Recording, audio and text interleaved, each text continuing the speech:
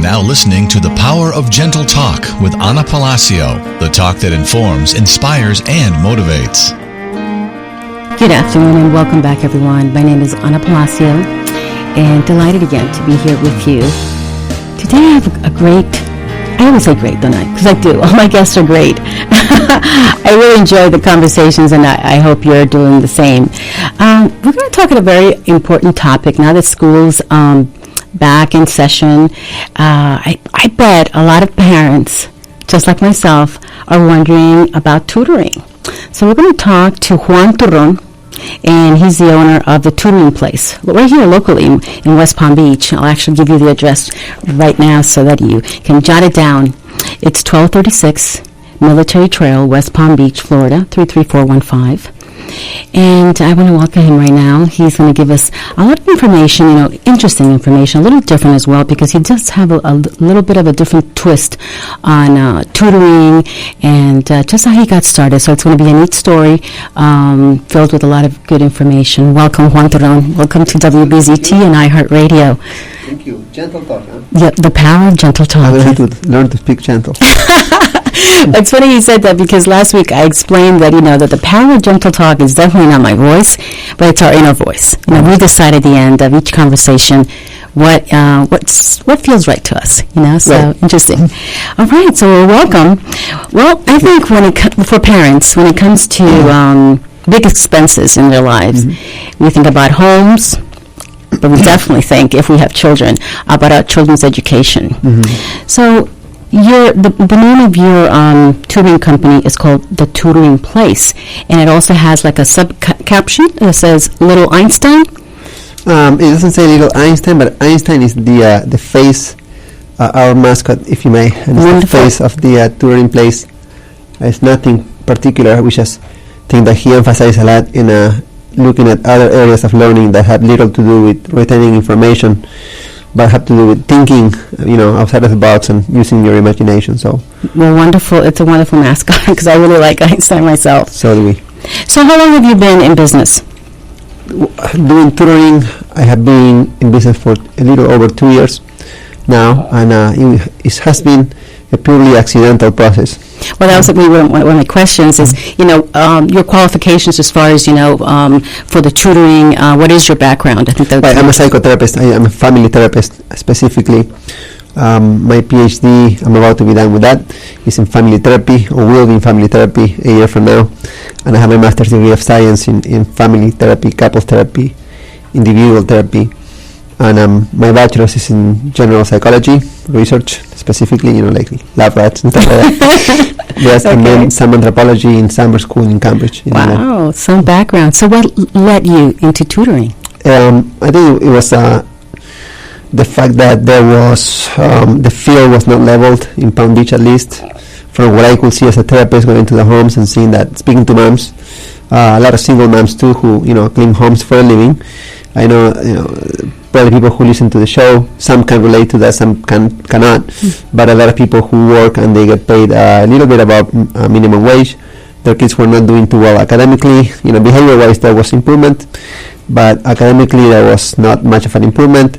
And I started asking the moms I was working with and the parents, why is it that you're not sending your child to a tutoring place? Because where I'm from in Argentina, it's very common to go to a tutor. My grandma is a tutor herself. She retired as a professor, and she opened a room next to her house and tutors kids all over the neighborhood, and it's normal to go to a tutor. But that's when they started telling me that it was just financially unbearable for them. They made $10 an hour and cleaning homes and doing things like that, and a tutor will cost them at least $40 to $50, some up to $70 an hour. So the discrepancy was just too broad, and I started researching. I did something that nobody should do, but I pretended to be somebody I'm not, and I said, hey, I need tutoring services for my daughter. I do have a daughter, so I guess I wasn't lying 100%. But I was saying that I needed services when I didn't, and when they told me the prices, I just realized that I couldn't afford them myself if I wanted to, and I'm a therapist. So I thought, okay, so I went to the agency I work for, where they gave me a lot of therapy cases, and I suggested that we open a department for tutoring. They said, Medicaid does not cover that, so we were not equipped to do that. And finally, I went home and I told my wife, I said, we need to do something. I'm not a tutor by degree, by the way. There's the accreditation for tutoring is just a 40-hour thing. So, if it's somebody who calls himself a tutor, Really? like that, Okay, that'd it's not be- like they went to university and, you can be a certified teacher and tutor, which is different, but to be specifically a tutor is one of those things that is kind of like being a counselor to the king, It's by experience and knowledge of other things. But I spoke to my wife. I said, let's do something about it. So I rented a little space that it's a Sure, 500 definitely. square feet, very Mhm. tiny, and I hung a sign on the door with a long name, sophisticated, and then one mom came with a little girl who was diagnosed with learning disability, and I started tutoring her. Then along came a group of siblings, Mauri and Sharon, who I've been working with since. They're my partners, co-owners of the tutoring place. And the three of us started working with the little girl in a different way, which was building a bond, making her feel competent about the stuff that she does do well. And within 3 months, she became an honor roll student. Wow. The next 3 months, she became honor roll student again, so it was consecutive. And that month referred 32 kids, so we had to expand. We had to open a bigger office. And as we expanded, we started to look at what is it that these kids are coming here. First of all, not wanting to leave. Once they come, they don't want to leave. They don't want to go home. They start crying when it's time to go home. And this is so true, because I'll give you my testimony at the end, but this is so true. Yeah, and what is it that, the kids who are coming even the first week, after the first week, they're coming back with A's, A's and B's. And we realize that it's something about the way they feel about themselves. They belong to a place that is different, it's cleaner, it's more organized, there's fun and there's humor. We're kids at heart, so we play with them a lot while we're tutoring.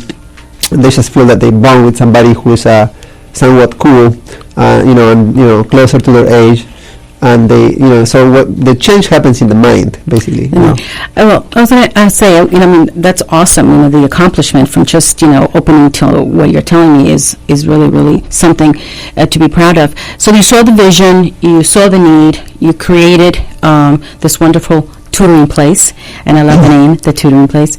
The change that we're talking about now that you see in the children, what sets you apart, or what is it that maybe other tutoring places may not be doing that you feel that you've captured? Absolutely, yes. And let me tell you first about the name, because the original name was BFT, which means Bringing Families Together, which is my private practice for therapy. BFT, Tutoring and Academic Enrichment Institute, because I thought that it would be an institute. And then a mom was waiting for her child to be done tutoring, and then she's on the phone with some other mom in Spanish. She says, "I'm here at La Tutoría." So I look at my partner, Mauri, and say, "What did she say? La Tutoría." I said, "How does it translate into English?" He said, "The tutoring place." I said, "Yes, that's great. That's it." That's the name. So that's how the name came to be. Actually, one of the moms simplified things for us, and it makes so much more sense.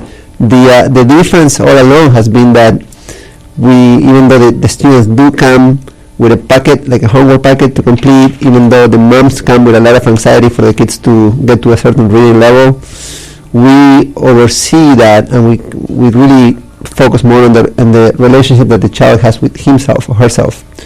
And I was talking to your videographer and producer earlier on and talking about that stuff, about how do we feel about ourselves and our perception of how capable we are, how worthy we are of getting a good grade. If you come to the station and every day they give you negative feedback, the person you're working for, at some point you stop feeling worthy of receiving positive feedback, and at some point you start thinking negative before you can accept the possibility of success. And I think it's happened to a lot of us that we told themselves, "I'm bad at math." I hear that all the time. "Oh, I was so bad at math." And some people, it's very sad, they grow up to really believe that they're bad at math. So when you say a child says to you, "I'm bad at math," that was one of my questions. As far as assessing, okay, how I'm going to work with this child, what is the measures you take? Oh, yes, that's a that's a very important question, because a lot of the parents, when they sign up, some of them, I should say, they're very curious in the wrong way, because they're curious from the perspective of what they think they know, and most times they don't, because they're used to what they know, which is, for example, assessments in school. You're going to take, sitting my child down and have him take a test to see where he's at, to see what level he's at, and we are actually the opposite of that. Okay. We don't focus at all on the levels, and make no mistake, like, our children do very well in school. They're in very high reading levels. We see significant improvements. In 1 year we had over 100 children who came at risk of failure, pass. Wow. Which is, that saved the government $1 million over the child's lifespan if they graduate from high school. So it's doing something for the country too, if you want to think of it in a political way. But our focus was never on those reading levels going up. Our focus were on the child's self-esteem levels going up, on the child's ability to see himself in a more positive way going up. So that's key for you as far as treating the child as a whole. Their self-esteem is probably a big part of maybe the failure in academic, or maybe not just self-esteem, but and also to answer your question is the difference. What makes the tutoring place different from other tutoring centers? When we research the competition, because we had to see everything happen in an accidental way, and I mean it. We were not terrified. We had to become it, and I'm a clinician, so it helped a great deal. And then we were not business people, so we had to become business people. We had to start thinking like a business. And so part of that was who is our competition, in a healthy way, but yet competing, because it's a reality. And looking at a lot of the websites, you see that the promise they make is better grades. Their logo has an A+ in it. So clearly the focus is not on a happy face, it's on an A+.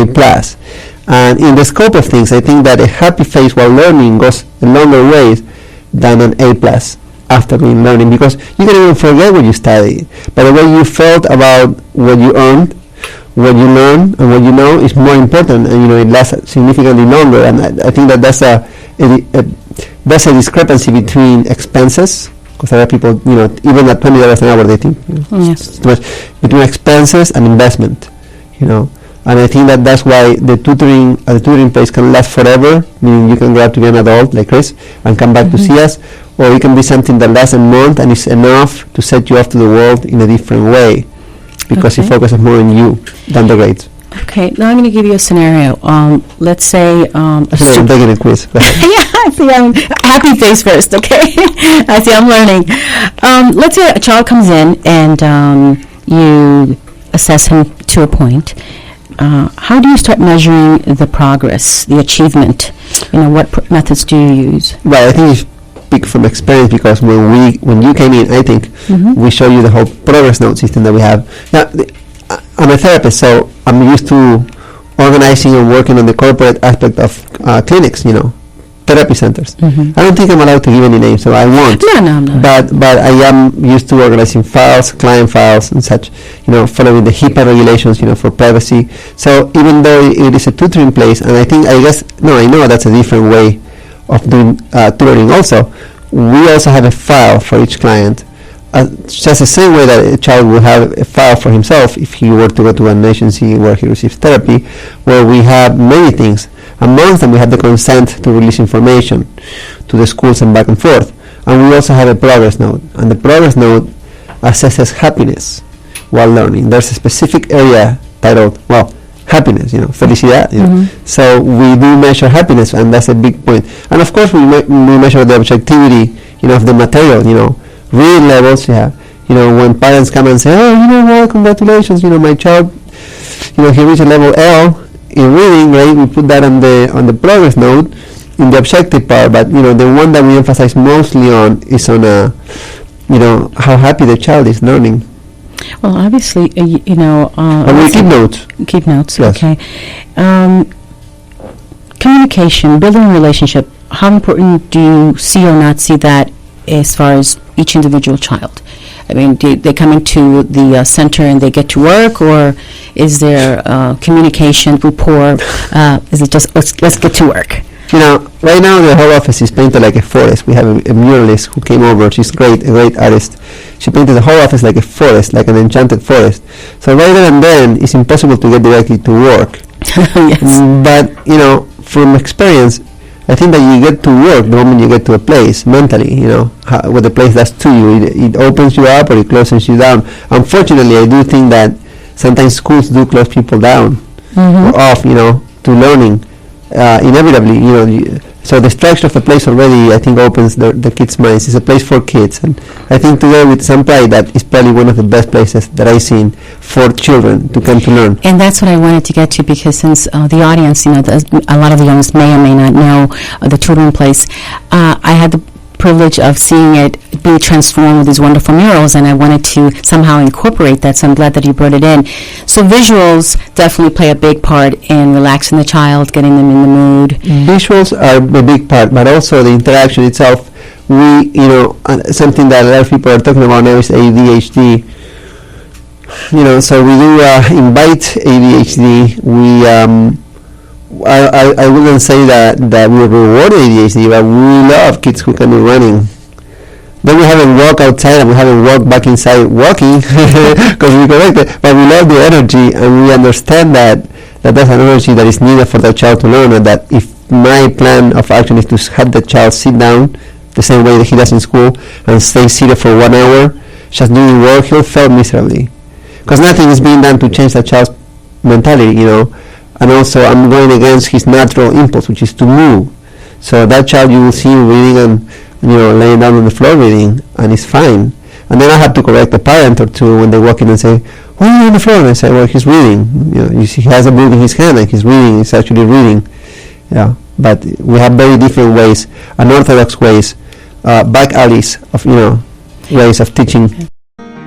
You have just listened to The Power of Gentle Talk with Ana Palacio. Tune in next Saturday between 2 and 3 p.m. for the talk that informs, inspires, and motivates.